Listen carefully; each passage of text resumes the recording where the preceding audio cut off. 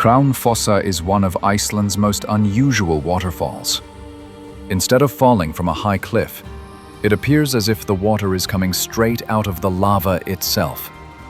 For almost a full kilometer, countless little streams emerge from the Hallmundarhraun lava field, flowing gently into the turquoise Hvítá River.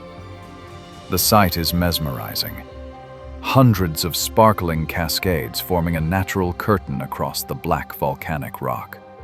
The contrast of dark lava, white water, and blue river makes it look almost otherworldly.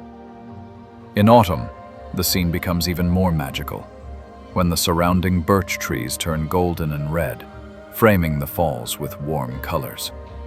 Hraunfossar shows the quieter side of Iceland's power, proof that nature doesn't always need to roar to leave you breathless.